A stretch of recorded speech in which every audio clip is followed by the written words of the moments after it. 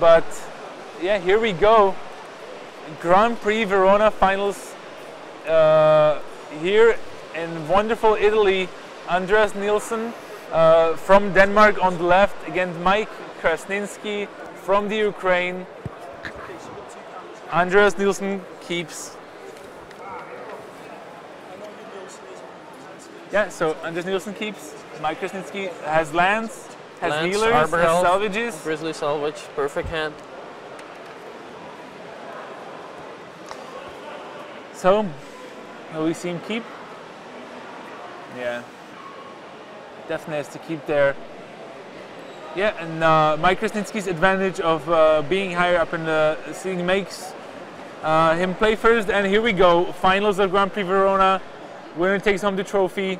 Arbor Elf from Mike Krasnitski, Diagraph Goo from Andreas Nilsson. Two one-ups, the one aiming to accelerate, the other aiming to attack.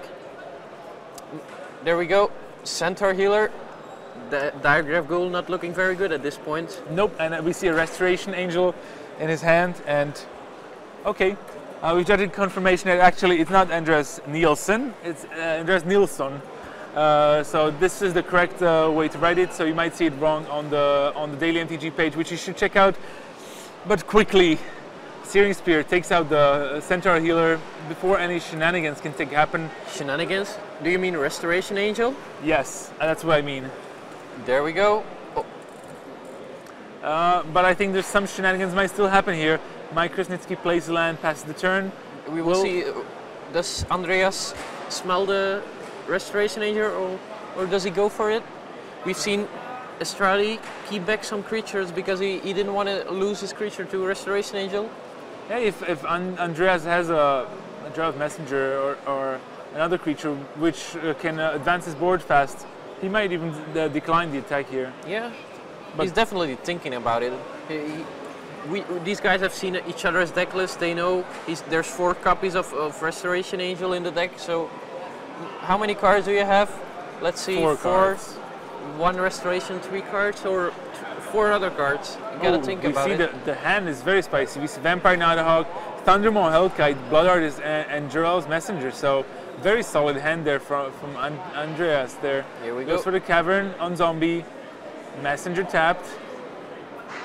Mike down to 17. Will we see the attack here? This really reminds me as if Mike Krasnitski was playing Island. You know, does he have the Angel? Well, okay, if he doesn't, he can Grizzly Salvage. Yeah. If Andreas passes the turn, Mike will just happily, yeah, Grizzly Salvage is enough. I don't need to play the Angel now. He probably played it. Well, he's holding Tractus, so... Andreas passes the turn. Yeah, now he gets well Grizzly Salvage. Well played, but it will also mean the Tractus can get blinked within 2 turns. True. Here we see Grizzly Salvage revealing Angel of Serenity, Thragtusk, Godless Shrine, another land, as well as a Restoration Angel. So we see the Thragtusk. That's number 2 in his hand. Yeah, so now the graveyard is already stacked full. If Mike draws an Unburial Rites in any of the following turns. Take 2 from Temple Garden, gain 5 from Thragtusk.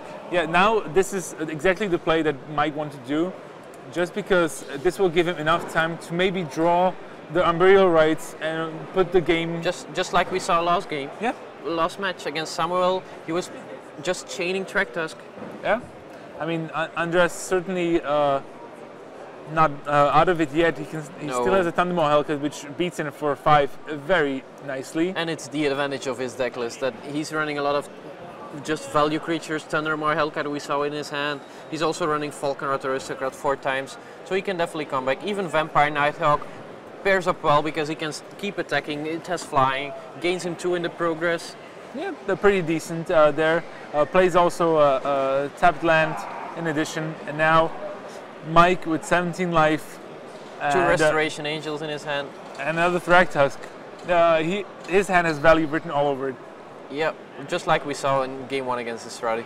He's probably going to attack here. He's got another Thragtusk, just gonna play it game 5, getting his opponent down to 15 or blocking.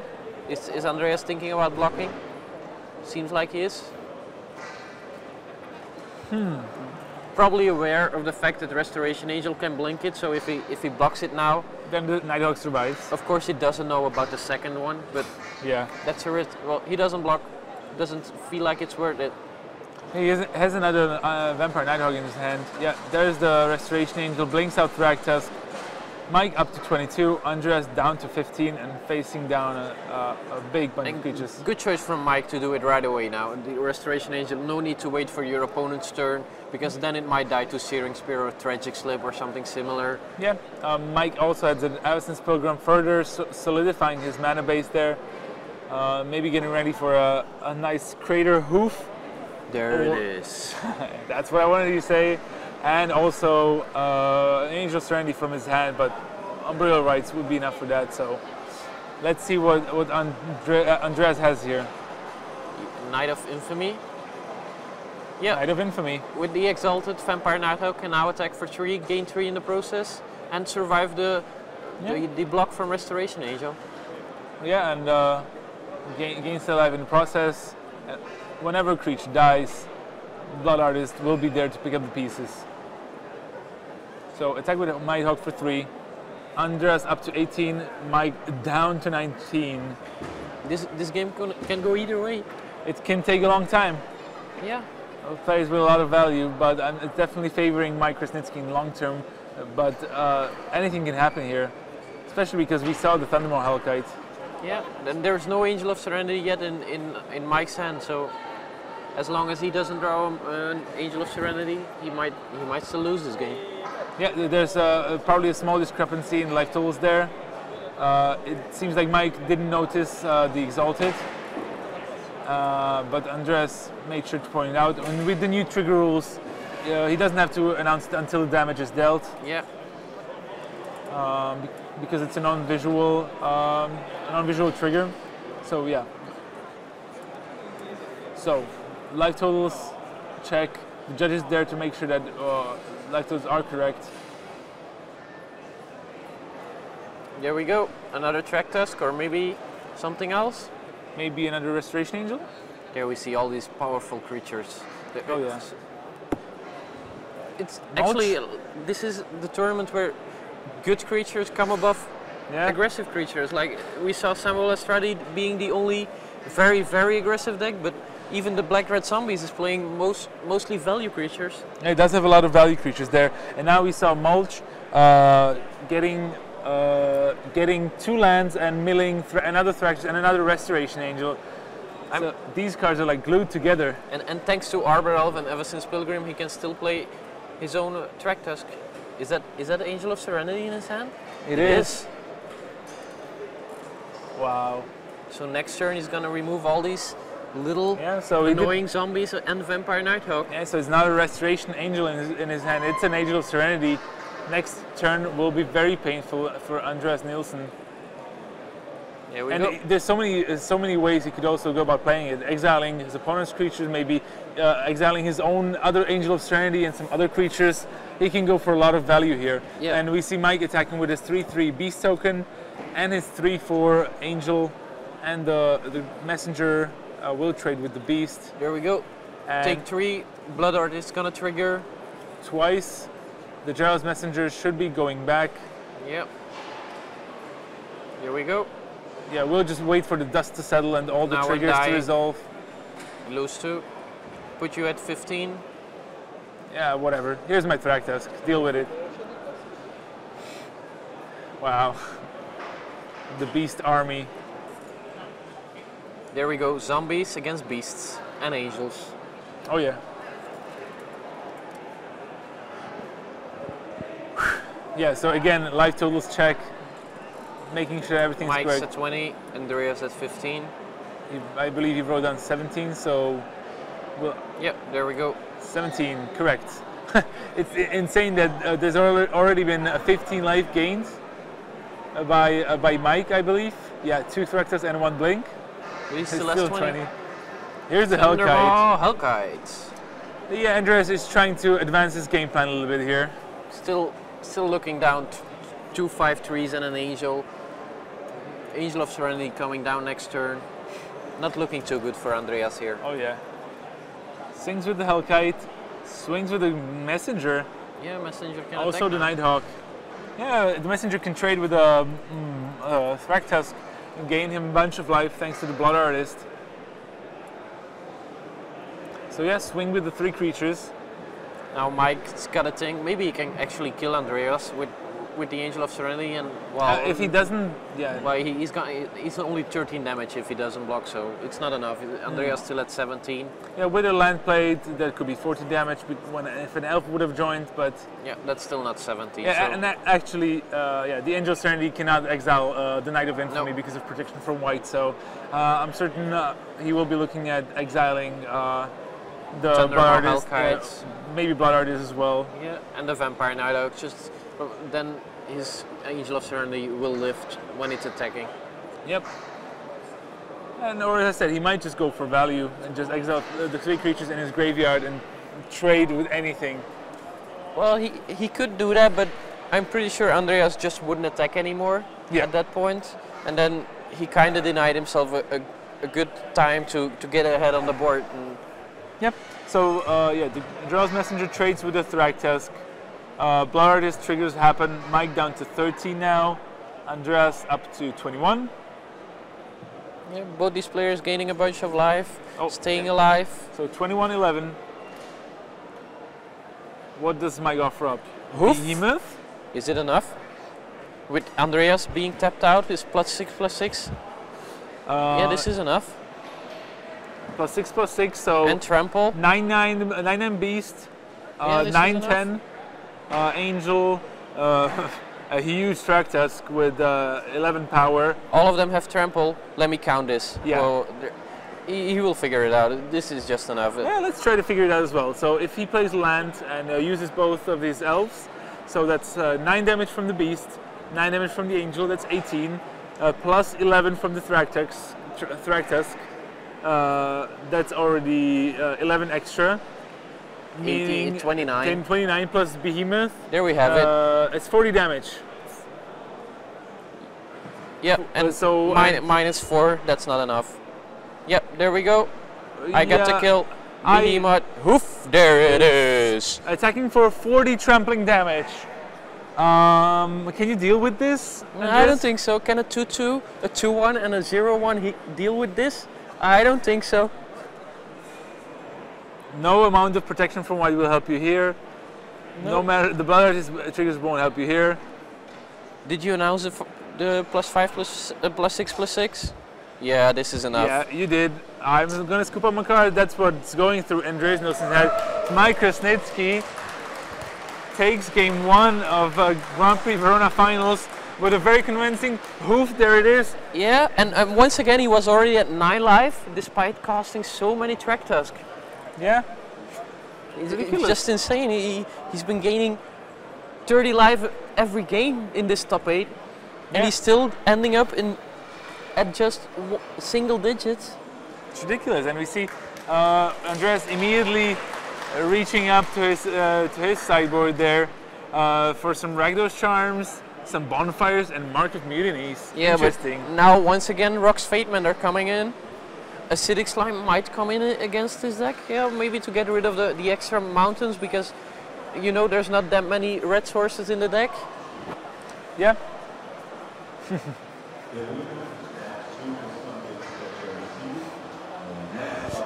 Rich is trying to make us go through the last few games here. We've already been at work so hard for the past 2 days. Let me wake you up. Come on. I'm up. I'm pumped. I'm pumped. One more game, hopefully 2. Hopefully 2. Yeah. I want to see more magic. Yeah, we haven't had enough. Come on, give us some more Thragtusk, but wait 1 game. Maybe Hellrider? Give us some Hellrider. This time, come on, Hellrider. If Hellrider wins this GP, Moraine will show you the Hellrider move. I can't live on camera. I will only do it if Rich does it as well.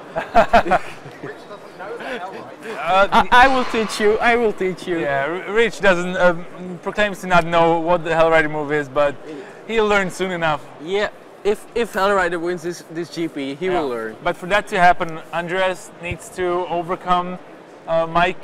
Thragtusks. All the Thragtusks in the world, angels and beasts. Yeah. And yeah, has 2 games to make it happen here for him. So yeah, he got to come back from a 0/1. he's on the play in game 2, but he will be on the draw if it comes to game 3.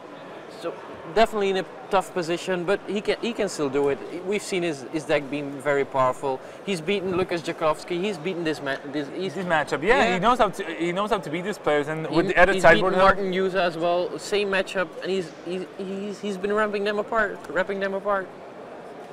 Yeah, I think he has what it takes, but he probably has to think about how he wants to sideboard, how he wants to approach this matchup, and what is his plan. Yep. We saw a Rakdos Charm, but we also saw the Bonfire of the Dam, which actually could prove quite effective, because even late game, you can just sweep up the Thragtusk or some of the beasts and gain a significant advantage on the board, because the board did look quite clogged up right now. Yep. Until the Hoof arrived, at least. Yeah, Hoof or Angel of Serenity, so you can't wait too long against this Junk Reanimator deck. You gotta make sure that you kill him in time before he just gets all of these values, Thragtusk and stuff. So what he's looking for this game, just a fast start, Diagraph Ghoul, Knight of Infamy, hopefully Geralt's Messenger, and then just one of his 2 haste creatures. Yeah, that's certainly his plan. And the advantage is he has played this matchup a few times during the tournament. He knows that he can overcome all of this life gain. Yeah, and he knows that he's already played this matchup a fair few times, so he knows which cards were affected and which were not. Yeah. And Mike Krasnitski has most likely does not have this advantage to his play.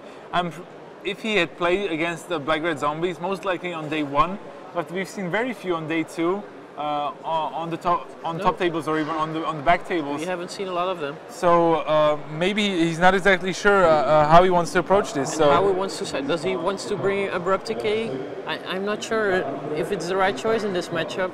Yeah, Deathrite Charmer will most likely make an appearance, just because it's also pretty good in exiling the Gravecrawlers, the Geralt's Messengers with the Undying trigger on the There we see part of his sideboarding. We saw he took out 2 Umbrella Rights, 2 Angels, 1 Crater Hoof Behemoth, puts in another Angel. Yeah, these Angels have been very good for him. Yeah. It's hard to sideboard them out. And I just really like Angel of Serenity. It's such a great card. Because it has so much utility, and in this matchup specifically, he can either basically one-sided wrath the board, as we've seen against Samuel Estrati, just exile 3 of your creatures, or he can go the defensive way and he'll exile 3 creatures in his own graveyard. Yeah, if his if his 5/6 ever dies, he's getting them back. And but what does a 5/6 flyer have to be scared of? He can just start attacking with it. Yeah. Want to block with Vampire Nighthawk? I'll get my cards back. Yeah, correct. You don't block it, you take 5. And Andreas Nilsson can take 5 only so many times. It's such a great card.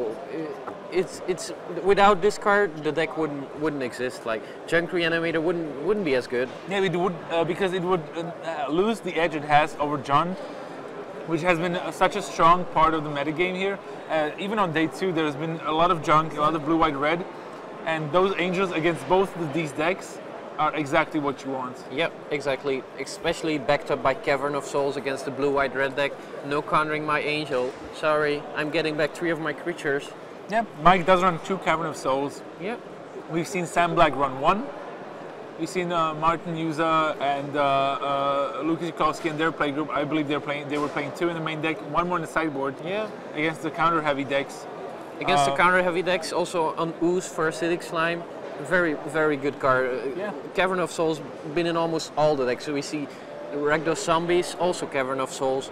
We see Estradi, he had Cavern of Souls.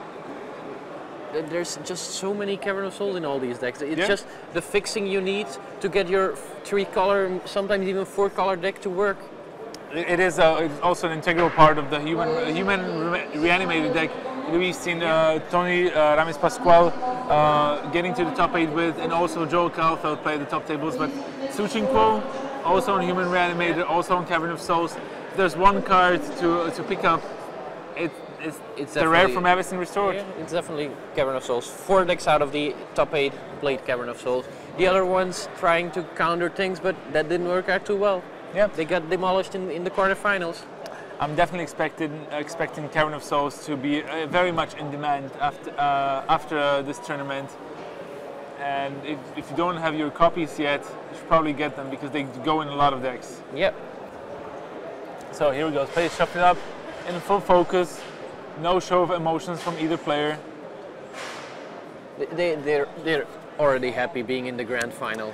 I'm sure both players are really happy to go to San Diego already in too. May. And here we go. Game 2 of the finals here at Grand Prix Verona 2013. Andreas Nilsson. Already a solid hand, looking for a haste creature maybe, or another Knight of Infamy. Yeah, a solid start from Andreas. Not bad. Not exactly what he needs, but still solid. He has lands, he has spells. 2-drop, 3-drop. Yeah, Knight of Infamy, not that bad actually on offense. No, in this matchup it's actually quite good because it can attack through a Restoration Angel. Yeah. It can attack through a Centaur Healer. It can attack through the Lingering Souls tokens. So. Yeah. Definitely matches up quite poorly against Thragtusk though. Yeah, sure, but Thragtusk usually turn 4. By that time you've already taken 2 hits. Yep. So, still very decent. Right, so Mike Krasnitski mulliganing in this game, going down to 6 on the draw.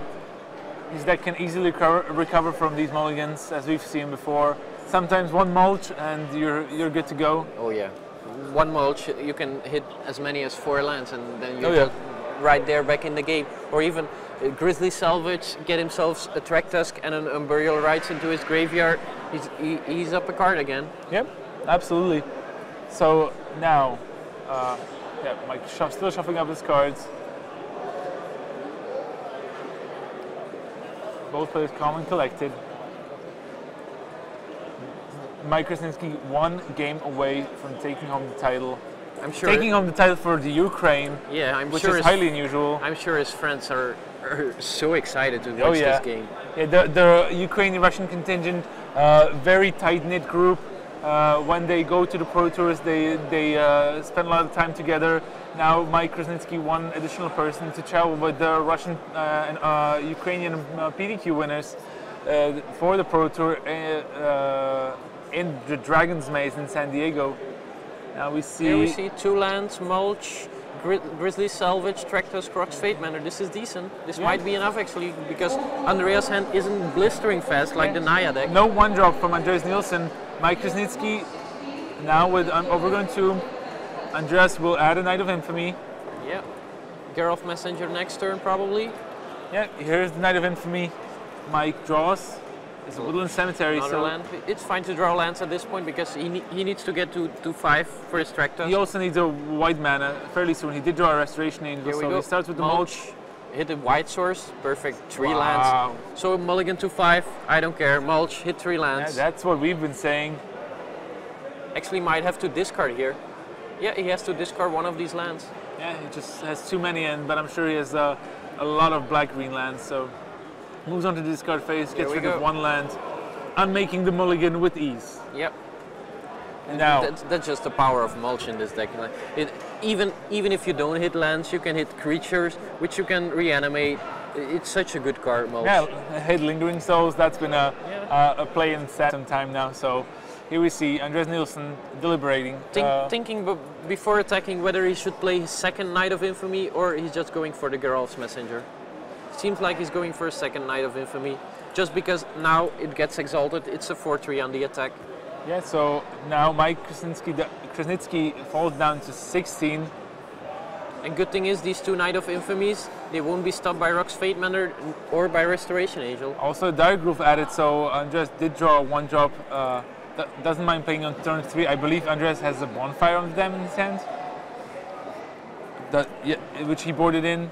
Yeah, here's the main phase, Grizzly Salvage. Maybe trying to hit 1-man elf, of which he reveals 3 pieces. We've seen Martin Yuza do this too. Grizzly Salvage on turn 3, hoping to hit an accelerator, just to make sure his Thragtusk comes into play on turn 4. Yeah, so takes the Avacyn's Pilgrim, will play a Sunpetal Grove or a Forest. Yeah, here's the Grove, here's the Avacyn's Pilgrim, and now Andreas, looks at the graveyard. Let's see, what have you milled already? No Thragtusk yet? Yeah. Phew. No Unburial Rites yet? Phew! Yeah, he reveals the graveyard. Nothing very scary yet, so so we see a Swamp. Will he just swing with everything? Does he want to trade the Avacyn's Pilgrim for 1 of Knight of Infamies? Maybe he'll go for Bonfire of the Den before the attack. No, he decides to attack first. And Mike probably not even blocking. He wants his tractors to come into play next turn. Yeah, but this is a ton of damage, and with the Geralt's Messenger coming down now... It's already 8, but 8 plus 5 is still 13. It's still quite healthy. Yeah. So what will Mike do? He could actually block here and then just count on his Rock's Fate Mender to come into play and block next turn. Yeah. Then Tractus the turn after will gain 5 plus 5. Exactly, and this is the line he's taking. He's blocking the Knight of Infamy because he knows with the Rock's Fate Mender and the Tractus, which are surely going to be played on the following 2 turns, he's looking pretty safe. Yep. Here's the Geralt's Messenger, Mike down to 10. What we know is that Andreas next turn he's gonna play a land and he's gonna bonfire for 2. If Mike decides to block the Geralt's Messenger, his Rock's Fate Mender is dying. Yeah. And he can also attack with his Knight of Infamy because it has protection from white. Yeah. So it cannot be stopped with there we go. Fate Mender. Play a swamp. Just attack. Attack. With everything. Now we see he knowing what Andreas has in his hand, we know it's ideal to block the Diregraph Ghoul. Mike doesn't know that. He's blocking the 3/2, but losing his Fate Mender now. Yeah, we'll gain 2 life back after the attack. But now bonfire for 2. There we so go. Mike down to 8 again, and the Rock's Fate Mender hitting the bin. Mike going to 8. But Mike going to 8, but 8 plus 5 is? Actually it's a 6 because... Oh yeah, 2 from the bonfire. 2 from the bonfire as well, yeah. So Andreas maybe looking to draw a Falconrod Aristocrat here. Yeah, or a Hellride. Oh, he doesn't have double red. He doesn't have double red, yeah, so... Here we go. Yeah, here's the Tractusk. Tractus number 13 in top 8 for Mike. Yeah, indeed. So Andreas quickly draws his card.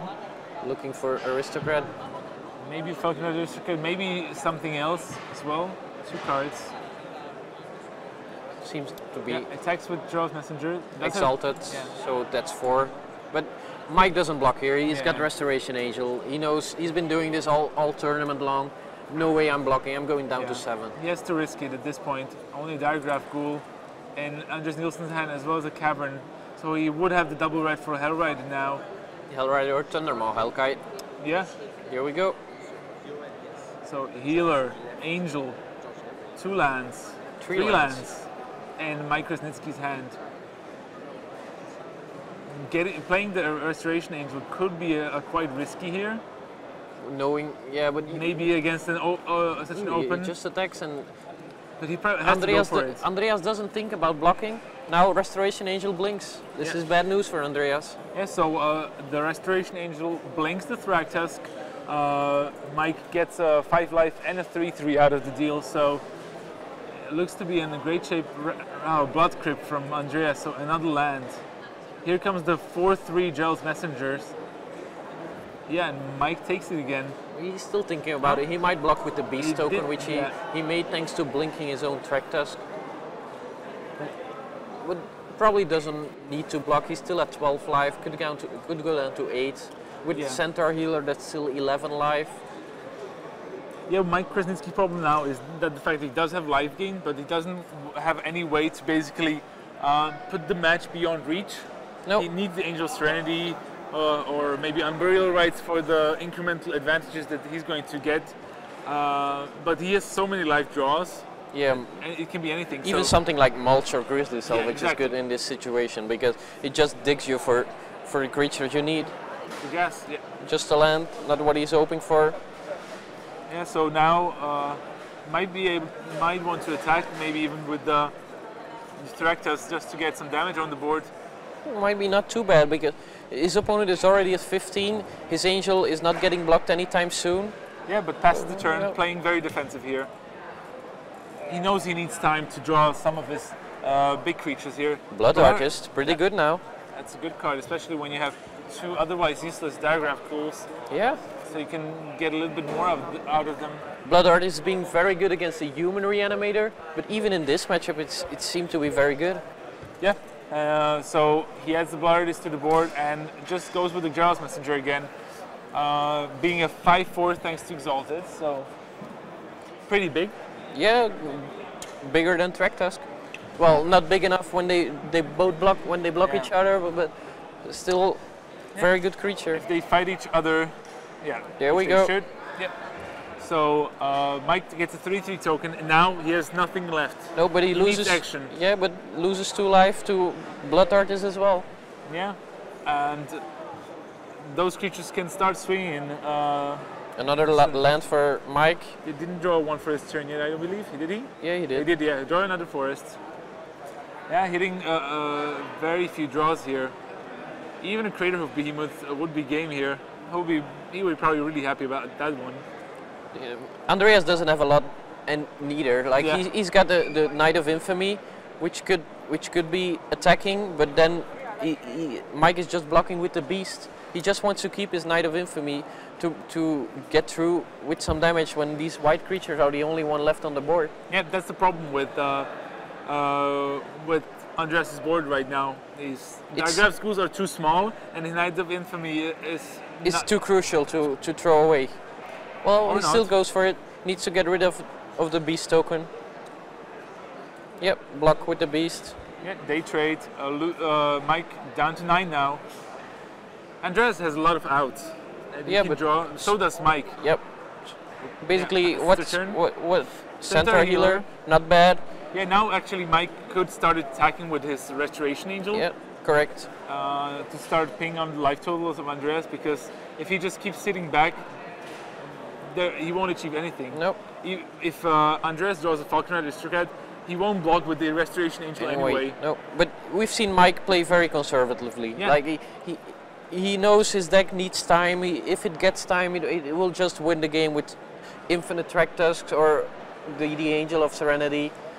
We've seen him keep back all of his creatures most of the time, so I wouldn't be surprised to see him do it right now. No, there he goes. Attack for 3.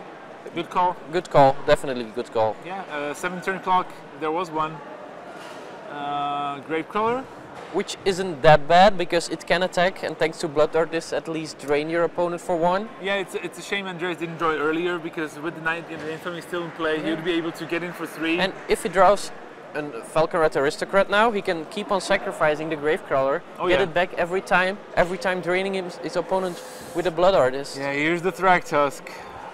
So no Unburial Rites, just a Thragtusk. Mike draws. He needs Falconrat Aristocrat another now. land. Attacks with a Gravecrawler. Mike thinking, what's up here? 2-1. Oh, wait a second. Blood Artist.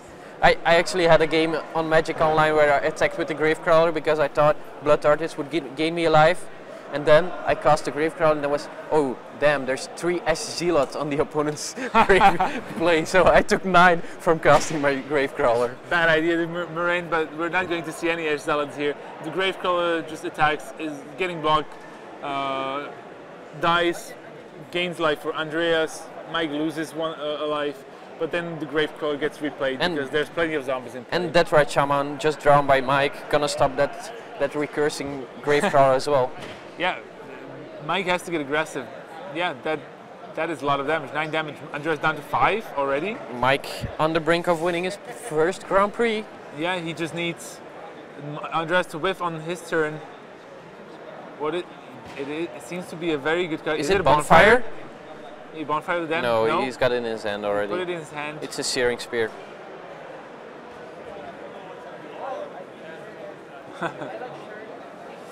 Will that Searing Spear help him though?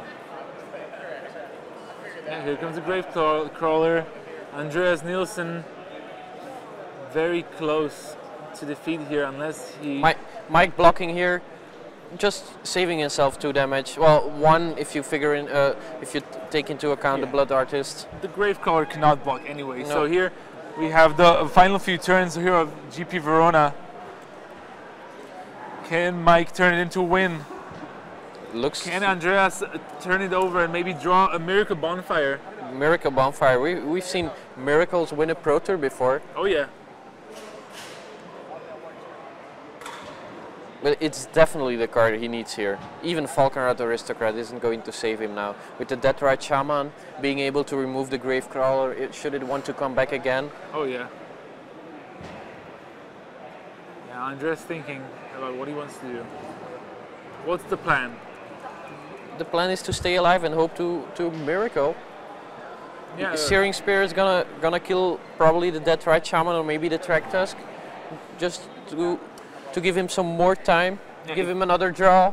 Maybe if Andreas draws a Falconer Aristocrat, maybe he can gain enough life through replaying the Gravecrawler to stay alive, maybe for an extra turn. Yeah, that's a He possibility. has a ton of lands, so could happen. Mike taps lands. It's a Brimstone Volley.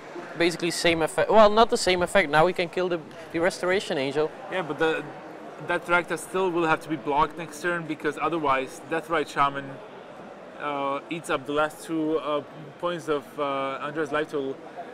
Is there hoof? No, it's a land. It's a land. Yeah, just 3 lands. Pretty sure if he would have drawn hoof, Of course, yeah. it would have been there already. Yeah. And Mike going for the aggressive, that's what he has to do. Yeah, he recognizes it.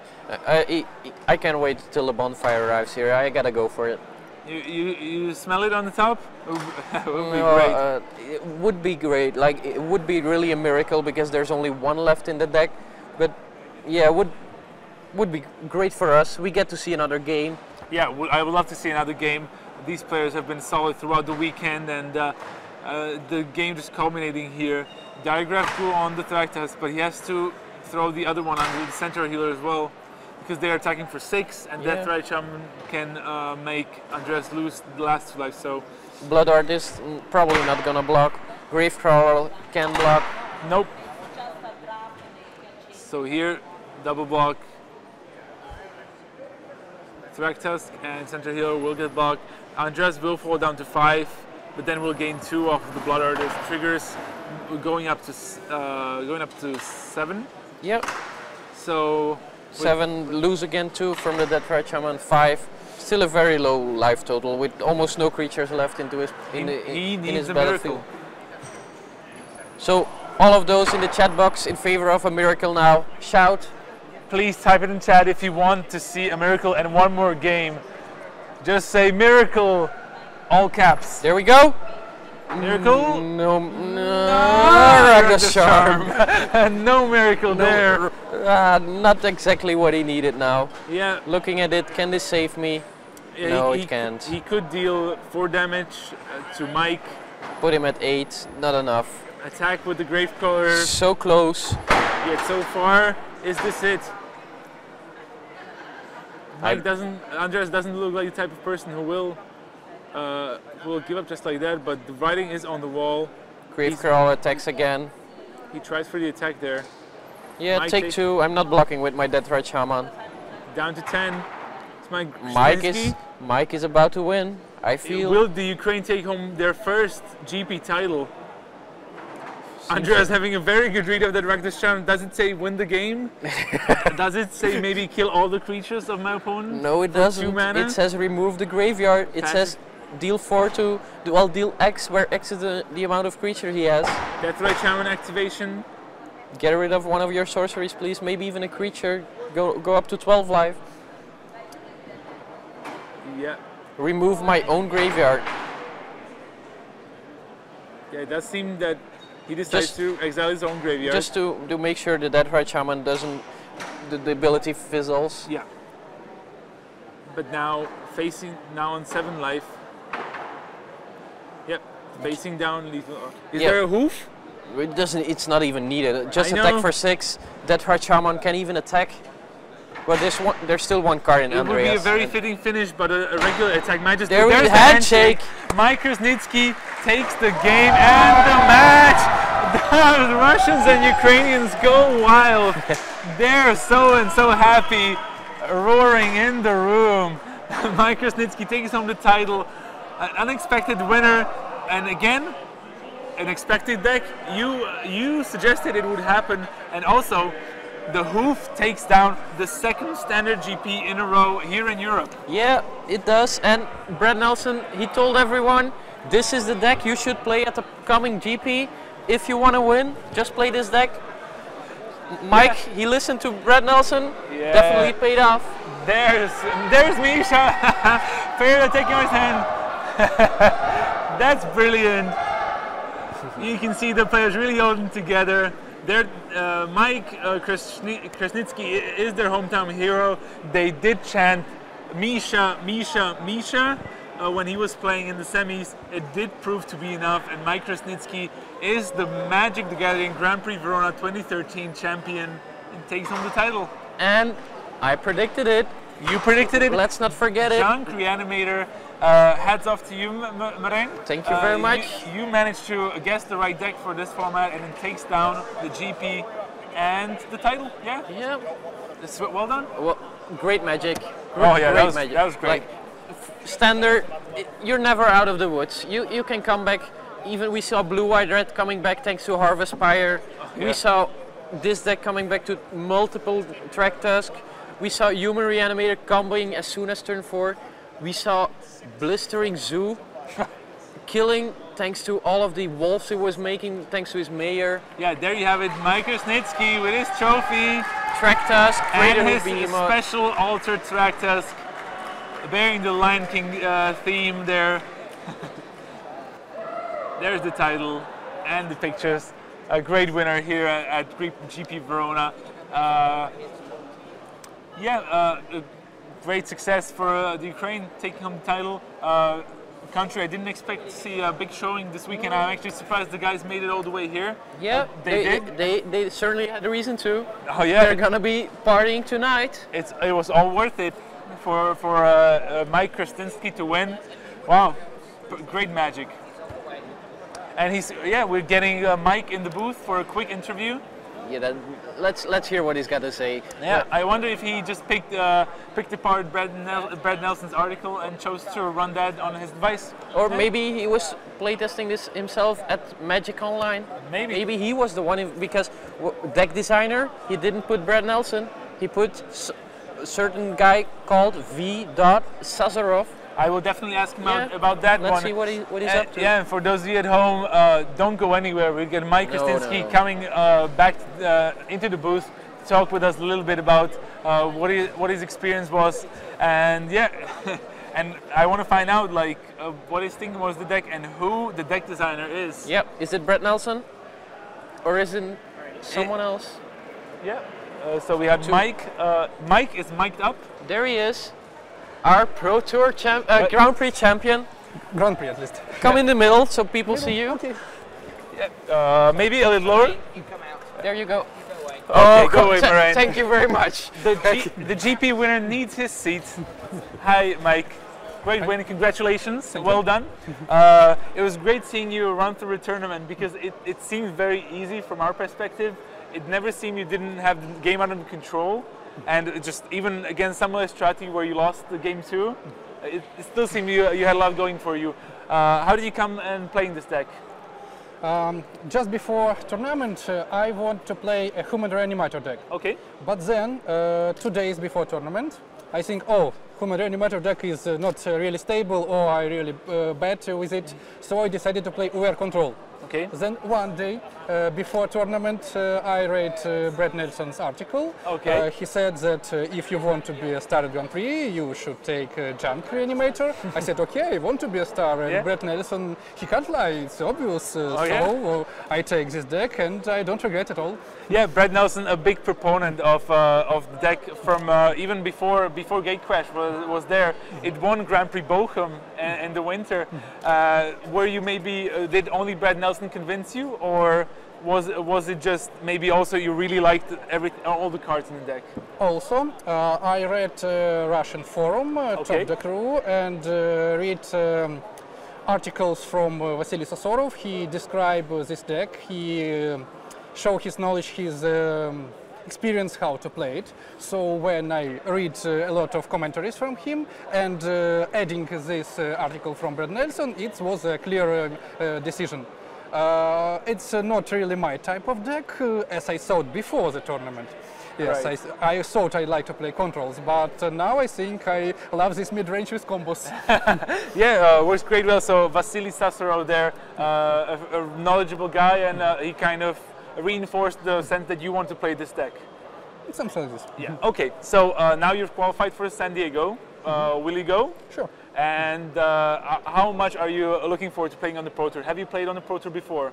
Yes, if Worlds count as Pro Tour, yes. I was on 2 Worlds. 2 Worlds, okay. So, but the first like pure Pro Tour for you, in the United States playing Block Constructed. So maybe Vasily Sasorov can help you there with a deck choice. I hope so. And will you be joining up with the Russian PDQ winners? Sure. So we are big friends. You guys are friends, and Sure. you stay together and you test together. Yeah. So maybe give a shout. Together. Yeah. Maybe give a shout out to some of your friends who came here to support you. Who came with you? Oh, I have to thank so many friends because all of them helped me, and it's really hard to tell who helped the best. But I think I can mention Alexander Onosov and Oleg Plisov. They are my teammates. We'll be playing in Grand Prix Utrecht as a team. Oh, great! So we'll see you there. That's brilliant. So we saw Alexander Onosov on camera. So it'll probably be a really good team from you guys. I personally don't know the third member of your team. But He's also a very good player. Very good player, so maybe make a good run in Utrecht and win the title there as well? I hope it would be really good. Yeah, that would be really great for you. But yeah, congratulations again on winning the Grand Prix title, and we're looking forward to seeing you in San Diego and hopefully for a good run there and represent the Ukraine just like you have here. I'll try, thank you. Yeah. Good luck, bye. There you have it, Mike Krasnitski. Come here, Marijn, let's wrap this up. I don't want us to finish. Everyone around me keeps saying I'm tired, but I wouldn't mind more Magic. No, we've seen it's so only many. It's only 8:20. Only 8:20. We can still play 4 rounds. Where is everyone? Yeah, everyone's gone. Yeah, all right. It's already pretty late for you Europeans, and I'm sure for all of the fans of Mike who followed here, all from Russia, from the Ukraine, and other parts of the world. Maybe late, time for bed. For the other part, maybe there's a big tournament ahead of you, and if not, maybe play some Magic on Magic Online. Try out Hoof, there it is, winning the second GP and Standard in Europe, and again, pretty convincingly. Second GP, Brett Nelson is winning. Somehow. His design, first blistering Naya, this time Hoof, there it is. Again, Brett Nelson, Formula Force in deck building, making himself felt in Europe, in the US, all over the world. Ladies and gentlemen, that's it for us. I'm Matej Bixizalkai. This is Marijn Liber. We were here with Rich Hagon on camera and Steven Leeming as well, helping us with the camera work. Thank you for having us. It was a great tournament, and we hope to see you next week, where the most anticipated tournament of the year is going down. Grand Prix Utrecht, team sealed with the best players in the world. Don't make sure to not miss out. We will see you in action, and I will be joined in the booth by Simon Gerten. So for me, Matej Zalkai, here with Marijn Liber. See you all. Bye. See ya. Bye bye.